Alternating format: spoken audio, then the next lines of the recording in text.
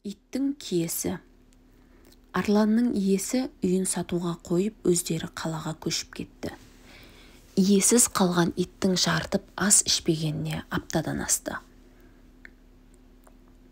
Көшуге әрекет жасалып, көліктер қақпадан еніп, заттар түйдек-түйдек теңге айналып, буыншақ түйіншектер көлікке артыла бастағанда ғана көшірісіп жатқандар байлаулы тұрған арланға назар аударды. Бірі босатып жіберейік десе, енді бірі босқа қаңғыртқанша атып тастаған жөн шығар деді. Иттің аянышты түрін көрген көршісі, жаңа иесі табылып қалар, обалды, деді. Не керек, арлан өзін иесі қалаға әкетпейтінін анық түсінді. Иесі, асыл тұқымды ит асырасам керек болып қалар, деп мойындағы қарғыбауын ағытып алды да арланды босатып жіберді.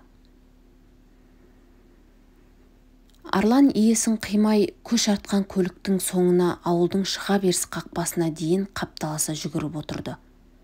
Ақыры арқыраған көлікке ілесе алмай жол бойында шоқиып ұзақ отырды. Осы сәтте арланды жақын барып көрген пенде болса, оның көзіндегі мұңға шыланған жасты көрер еді. Содан бері орталықтағы базарды күл қоқысын кезіп жүргені. Ілуде болмаса ешкім есіркеп, нан, сүйек саяқ тастай қоймайды. Арлан таңғы елең алаңда, кешкі апақ-сапақта көшеге шықпайтын болған.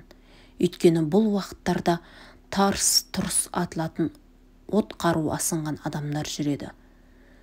Өткен жолы сондай жандарға кезігіп жамбасына оқ сүйкетіп алып, әзер аман қалған болатын. Ауық-ауық өздері тұратын үйдің қаңыраған жұртын айналып шығады. Үй әлі иесіз. Шарбақтың іргесінен кіріп шығатын тесігі бар. Иесі көшерде көршілеріне дайындап, алатын адам келсе саудаласа бер, бізге хабарын айт деп кілтінде тапсырып кеткен. Арланның иесі қалаға көшіпті деген аты болмаса, қаланың шетінде кәдімгі ауылдағыдай жер үйде тұрады. Көшіп барғалы, тірлігі өнбей, жұмысы кері кетеді екен.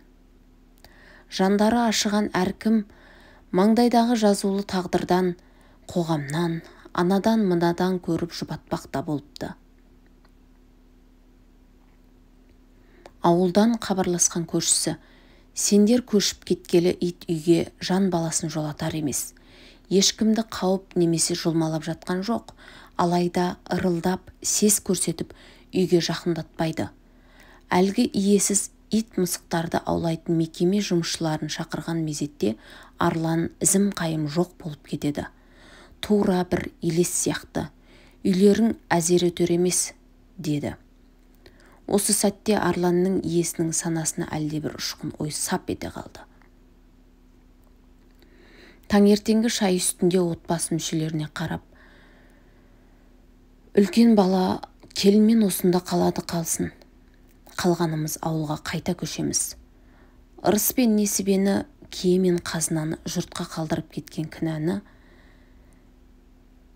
өзімізде екен, деп арланның иесі елге бет алмаққа бекінді. Ауылдың ортасындағы қара шаңырақтың қақпасынан енгенде есігінің алдында артық еті қалмай, арса-арсасы шығып, жүнжіп кеткен арланды көріп, кешір мені, қара шаңырағымның қазынасы, отбасы, ошағымның киесі, деп жылап жіберген иесі арланды қапсыра құшақтай алды. Сол түні арлан аула ішінде қуаныштан әрлі-берлі ұзақ шапқылады. Ертеңіне арланды ешкім де көре алмады. Жақсы ит. Әңгімені жазған автор Мақсат Қарғабай, оқыған Құндызай Исжанқызы. Ұнап жатса, достарыңызбен бөлісіп қойыңыздар, подписка жасап, комментарий жазып, лайк басып қойыңыздар. Үлкен рахмет.